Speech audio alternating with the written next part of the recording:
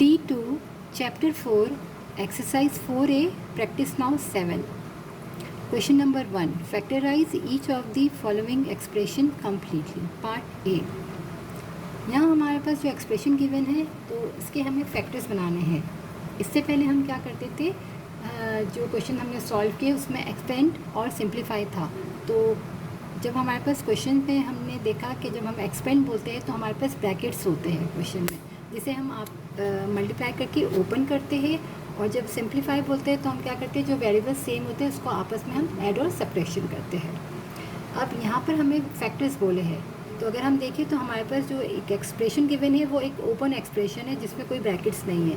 यानी अब हम जब फैक्टर्स बनाएंगे तो हमें इसमें ब्रैकेट्स बनाने हैं। जैसे कि जब हम एक्सपेंड करते थे तो वहाँ क्वेश्चन में हमारे पास ब्रैकेट्स होते थे, हम उसको ओपन कर लेते थे तो हमारे पास आंसर जो है वो एक ओपन एक्सप्रेशन आती थी। तो यहाँ इसका उलट है कि हमारे पास एक ओपन एक्सप्रेशन है जिसके हमें फैक्टर्स बनाने यानी हमें ब्रैकेट्स बनाने हैं। और यहाँ हमारे पास 3 टर्म है, तो हम यहाँ पर कैसे फैक्टर्स बनाएंगे कि यहाँ पर हम मिडिल टर्म ब्रेकिंग करेंगे। मिडिल टर्म ब्रेकिंग हम किस तरह करते हैं कि फर्स्ट यहाँ अगर देखिए तो एक्स स्क्वायर के साथ कोई नंबर नहीं, इसका मतलब 1 है। तो 1 जो है वो लास्ट वाली टर्म के नंबर के साथ मल्टीप्लाई होता है, यानी 1 15 सा 15। तो हमें फैक्टर्स जो है वो 15 के बनाने हैं कि मल्टीप्लाई करें हम तो 15 आए और ऐड एंड सब्ट्रैक्शन करें तो सेंटर की टर्म आए। तो हमें फैक्टर्स जो बनाने हैं वो किसके बनाने हैं, 15 के। और अगर हम देखें तो 15 जो है वो 3 के टेबल में जाता है, 3 5 सा 15 होता है। अगर हम मल्टीप्लाई करें तो 3 को 5 से तो 15 आता है, और अगर हम 5 में से 3 को माइनस करते हैं तो सेंटर वाली टर्म यानी 2 आ जाती है। तो यहाँ हम जो फैक्टर्स बना रहे हैं वो बना रहे हैं मिडिल टर्म ब्रेकिंग कर रहे हैं। तो हम क्या करेंगे, फर्स्ट टर्म को हमने एक्स स्क्वायर को लिख लिया और लास्ट में हम -15y² को भी लिख लेते हैं। ये हमारा रफक है, सही। अब हमने कौन से फैक्टर्स बनाए, 3 को 5 से मल्टीप्लाई किया तो 15 आया, और यहाँ पर वेरिएबल क्या चल रहा है, x और y। तो 3xy और 5x और y। 3 को 5 से करेंगे तो 15, और यहाँ पर 5 में से 3 को अगर मैं माइनस करूँगी तो 2 आएगा। तो यानी इन दोनों जो है इसकी साइन हमें क्या लगानी है, एक की हमें प्लस लगानी है और एक की हमें क्या करना है, माइनस लगानी है। तो यहाँ अगर हम क्वेश्चन में देखें तो यहाँ पर -2xy है, तो हम क्या करेंगे, हम बड़े नंबर में माइनस लगाएंगे और छोटी वैल्यू वाले में हम प्लस की साइन लगाएंगे, क्योंकि प्लस माइनस माइनस होता है। 5 में से 3 को हम माइनस करेंगे तो 2xy आएगा, और साइन हम क्या करते हैं, बड़े नंबर की काउंट करते हैं, इसलिए हमने बड़े नंबर में नेगेटिव लगाया, क्योंकि क्वेश्चन में यहाँ पर -2xy है। अब यहाँ पर 3 टर्म थी, अब हमारे पास क्या होगी, 4 टर्म आ गई। तो यहाँ पर हमने जो फैक्टर्स बनाए हैं वो मिडिल टर्म ब्रेकिंग कर रहे हैं कि मल्टीप्लाई करने से लास्ट टर्म आए और एड एंड सब्ट्रैक्शन करने से सेंटर वाली टर्म आए। अब हम 4 टर्म होगी तो इन दो में से पहले कॉमन लेंगे, फिर हम इन दोनों में से कॉमन लेंगे। तो इन दोनों में से हमारे पास सिर्फ x कॉमन है, तो ब्रैकेट में आएगा x प्लस 3 और y, क्योंकि जब हम मल्टीप्लाई करके ओपन करें तो यही चीज़ आनी चाहिए, x स्क्वायर।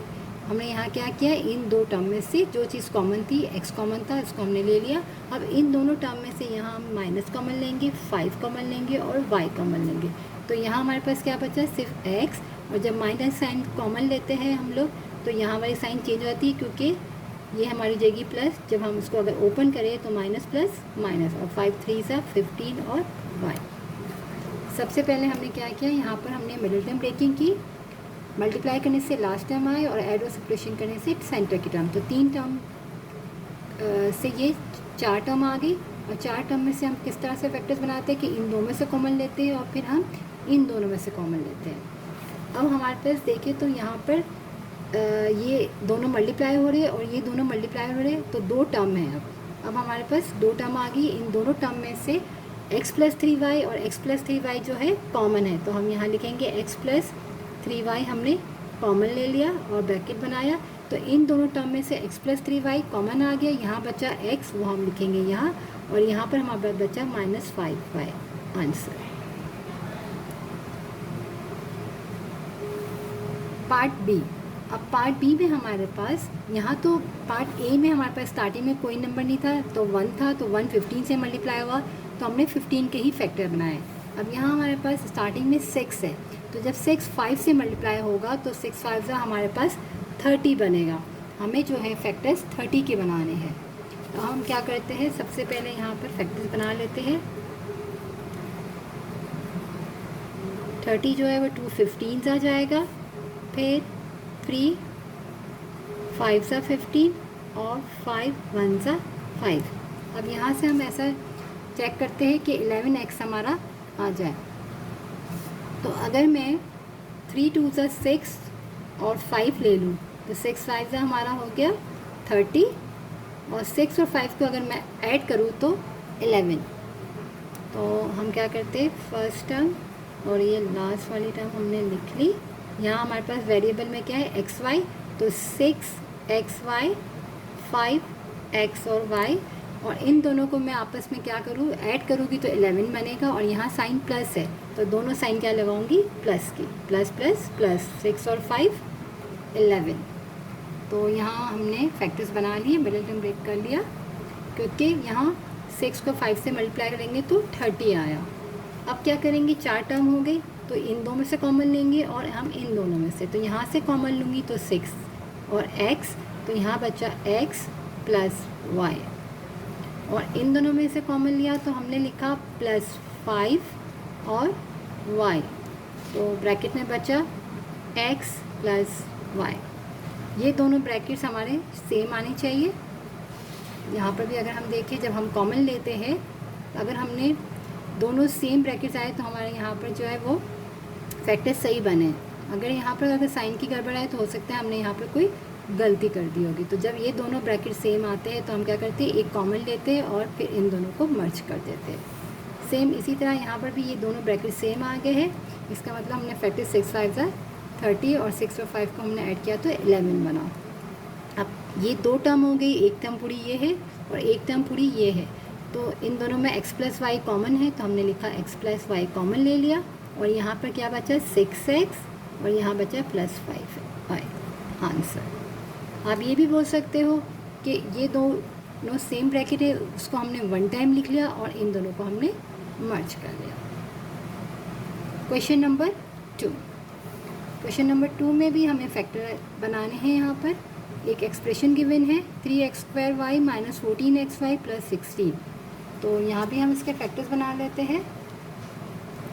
इक्वेशन हमारे पास है 3x² y² minus 14xy plus का 16।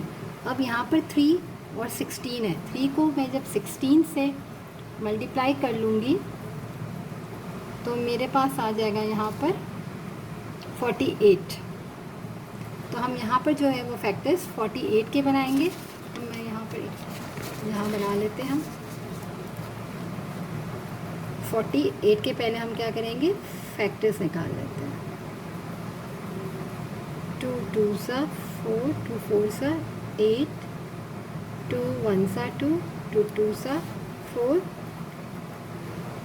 2 6 12, 2 3 6 और 3 1 3। तो यहाँ हमने बना लिए 48 के फैक्टर्स। अब हमें सेंटर में जो है वो चाहिए, सेंटर में हमारे पास 14xy है। ठीक, हमारे पास सेंटर में 14xy है, तो अब हमने 48 के यहाँ पर मल्टीप्लाई करके चेक कर लेते हैं। अगर मैं 2 2 4, 4 2 8 को अगर मैं 6 से मल्टीप्लाई करूँ, 8 मल्टीप्लाई बाय 6 हमारा हो जाएगा 48, और 8 और 6 को मैं ऐड करूँगी तो 14 बन जाएगा। 8 और 6 को हम ऐड करेंगे तो 14xy बन जाएगा। तो यहाँ हम फैक्टर्स बना लेते हैं। 3x² y², लास्ट में प्लस का 16, और वेरिएबल चल रहा है x और y, तो हम लिख लेते हैं 8xy और 6xy, और यहाँ हमें दोनों को ऐड करने से 14xy आएगा, तो यहाँ माइनस की साइन है, तो हम क्या करेंगे, दोनों में हम माइनस की साइन लगाएंगे। माइनस इंटू माइनस प्लस होता है, 8 और 6 को ऐड किया तो 14xy। अब हमारे पास 4 टर्म आ गई, इन दो में से कॉमन लेंगे और हम इन दोनों में से कॉमन लेंगे। अगर हम 6xy लेते तो यहाँ से 3 भी कॉमन ले सकते थे, और 8 को हम यहाँ लिखते तो 8 कॉमन आ जाता। यहाँ से भी कॉमन निकाल सकते हैं और उस तरह से भी हम निकाल सकते हैं, चाहे हम 6 को पहले लिखें या 8 को। यहाँ देखिए तो सिर्फ x और y कॉमन है, तो 3 बचा, एक xy -8 और यहाँ से माइनस कॉमन ले लेंगे हम लोग और 2 कॉमन ले लेंगे, तो 2 3 6 xy और जब हमने यहाँ माइनस कॉमन लिया तो ये साइन चेंज हो जाएगी और 2 8 16। ये दोनों ब्रैकेट्स हमारे सेम आने चाहिए, वो सेम आगे हैं। अब यहाँ भी 2 टर्म है, यहाँ भी 2 टर्म है, तो क्या करेंगे हम, या बोले ये दोनों ब्रैकेट सेम है तो एक वन टाइम हम ये ब्रैकेट लिख लेते। ये दोनों सेम ब्रैकेट्स है तो ये कॉमन ले लिया और इन दोनों को हम मर्ज कर देंगे। आंसर